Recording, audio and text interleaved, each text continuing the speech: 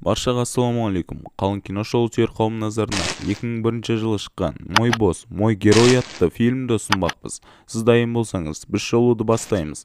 Оқиғаның барлығы Мик-Ту-Шик бастаған бандиттер тобы өздеріне көрші жатқан Мьонгдон районына кіріп келеді.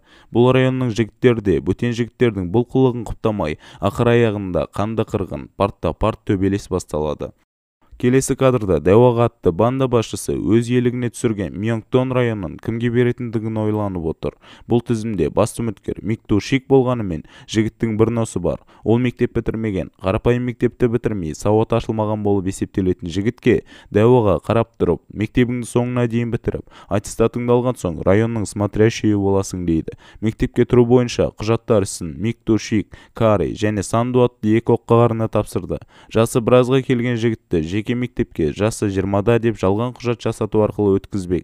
Келесі күні таңертең мектепке баратын болғанына онсыз да ұялып жүрген Ду-Шикті Кари әкелген районның балдары күтіп алады. Кари ақмақтығының кесірінен мектепке жеткенше Ду-Шидан таяқ жеп келді. Ересек жігіт мектепке келгенде аулада жүгірген оқушыларды байқайды. Ду-Ши оларға қосылды. Жүгіру барысында оның жаңа сыныптасы Юн Джиннің сөмкесі түсіп қалды. Ер азаматтық намысы оянып кеткен Ду-Ши оны алып қызға қайтарып бермек болады. Үйсіп жүргенде мектеп қоңырауы ұрып, біздің жігіт сабақтан кешігеді. Олардың жаңа сынып жетекшісі мистер Джо атты қаталды байсалды ағай еді. Сабақтан кешіккен тек Ду-Ши емес еді. Қалған жігіттерді де жинап, Джо ағай барлығының бір шапалағын беріп шықты. Таяқ жеп жабырқап тұрған жігіттердің көңілін мектепке келген сұлу Ли апай қуантты. Жігіттер апайларын көріп бір мәз болды. Санду да аула сыртынан Лиді бақылап, көзімен шығарып салды. Мектеп әжетханасында Юн Джин мен оның құрбыларына басқа стерва қыздар тиісіп, бұның аяғы төбелеспен бітті. Қыздар мектеп директорынан бір сөгіс естіп, сынып-сыныпқа тарады. Сабақ уақыты басталып, жаңадан келген оқушы ретінде Ду-Ши өзін таныстырды да Юн Джиннің жанына жайғасты. Сабақ кезінде дым көрмегендей Ду-Шик алдында тұрған оқулыққа сыза бастады. Ал қатал ағай Джо мұны көріп, жігіттің бір шапалағын кигізіп, ыңырсытып жібереді. Сабақтан соң әдеттегідей бұл мектептің сухой блатнойлары Ду-Шикке тиісе бастады. Қайдан білсін қарсы алдында болашақ мафия тұрғанын. Алайда мұндай таяқ жеуге Ду-Шик шыдауы тиіс. Ол өзін әшкерелемей мектеп бітіремін дегенше ынжықтың кейпінде болады. Ду-Шик темекі алуға дүкенге бара жатыр еді. Ал дүкендегі сатушы жігіттің мектеп формасын көріп, шәңкілдеп қуып шығады. Кари атты есалаңбаспен тақтайды сындырамын деп басын сындырып алды. Сондықтан Санду Ду-Шикке түскі ас апаратын болды. Жігіттің сырттай ұнатқан мұғалімі Ли қарсы алдынан шықты. Санду мұғалімге өзін Ду-Шиктің көкесімін деп таныстырып, оның түскі асын береді. Кейін Лидің өзін кафеге алып кетеді. Түскі ас ішіп отырған шақта Ду-Шиктің бұл керемет жағдайына басқалар таң қалады. Ал Санду мен Ли кафеде әңгімелесіп, соңында өзінің визиткасын беріп кетеді. Ертесі күні Санду Ду-Шик арқылы Лиға сыйлығын беріп жіберіп отырады. Сабақ уақытысында бұларды зауыт жинап алды да, әлі де сүндеттелмеген жігіттерді хирургқа жібереді. Ауыр күнгі сабақтан соң үйге қайтып келе жатқан Ду-Шикті автобус ішінен басқа районның баласы байқап қалды. Терпелілігі ұстаған жігіт свеж өсегін басшысына айтып береді. Ертесі күні мектепке директор оқу ақысын төлемеген оқушыларды ұрып, тездетіңдер деп бақырды. Джо ұстаз сабақты бастауға рұқсат алды. Ли мұғалімнің сабағы байдың қызы өзіншеленіп апайына сөз қайтарумен болады. Кейін Ли ұстаздан бір шапалақ жеген соң өзінің бай анасын шақырды. Анасы жетіп келіп Ли ұстазды жағадан ала кетті. Оның жерге жатқызып ұра бастады. Бұл қақтығыс директорға жетіп, әділдікті ақшаға сатқан директор Лиді кінәлайды. Джо ұстаз өз әріптесінің жағында. Мұндай батылдықты басуға тырысқан директор Джо мырзаны жұмыстан қуыласың деп айтып қорқытып қойды. Жаңаға қырғын төбелестен соң қайта сыныбына келген Джо ұстаз күліп жүрген оқушыларды тынышталдырды. Тек бір жігіттің езуі жиылмай қойды. Мұндай жағдайда Джо ұстаз қалай жазалау қажеттігін біледі. Әдеттегідей бір шапалағын кигізді. Осы сәтте артқы партадан шегірткенің айғыры болып сынып атаманы бас көтерді. Ол Джо ұстазбен ерегісіп итеріп жібереді. Бұл жігіттің қылықтарына тойып біткен Ду-Шик оны ұрып жібереді. Осыдан соң атамандерді құшақтаған күйі қалың ұйқыға кетті. Енді жаңа оқушыны барлығы сыйлайды. Кешкі уақытта сабақтан шыққан соң Ду-Шик мектептегі досымен сөйлесіп отырды. Сол уақытта екеуіне көрші мектеп балалары келіп әңгіме айта бастады. Тиісуге сылтау етіп Ду-Шиктің досының қарызын айтады. Бүгін шынайы бет бейнесін шешкен Ду-Шик міндетті түрде төбелесетіндігі анық еді. Солай бір топ жігітті жалғыз жүріп ақ жайратып салды. Джо ұстаз директордың қабылдауында. Директор оған байдың баласының бағасын көтермелеуді айтады. Алайда Джо ұстаз мұндай әділетсіздікке бара алмайтындығын айтты. Өйткені оның бағасын жоғарылатса, сабақ оқитын Юн Джин секілді оқушылар жәрдемақыдан айырылып қалады.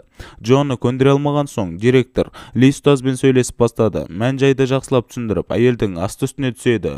Өзінің ұсынысын айту кезінде Ли ұстазға тиісіп қоймайды. Әйел жыламсыраған күйі кабинеттен шықты да соларды душикпен соқтығысып қалады.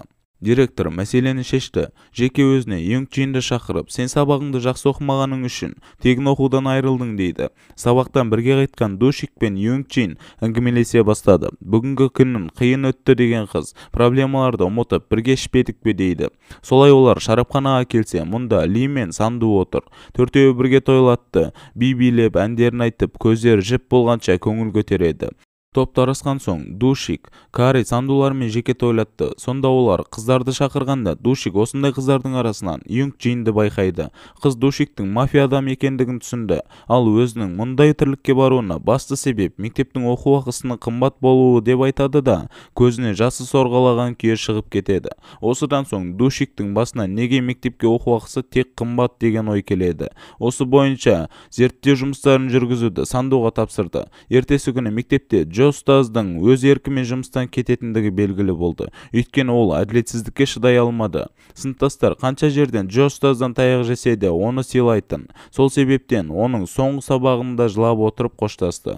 Сабақтар аяқталып, үзіліс уақыты кезінде зауч компьютер кабинетінде жалғыз ғана отырған Юнг Джинді байқайды. Келесі кешке бас қосқан достар өзара ақпарат алмаса бастады. Сандудың айтуынша мектеп директорының байлығы асып төгіліп жатыр екен. Зерттей келе оның көрші бандамен байланысы бар екендігі анықталды.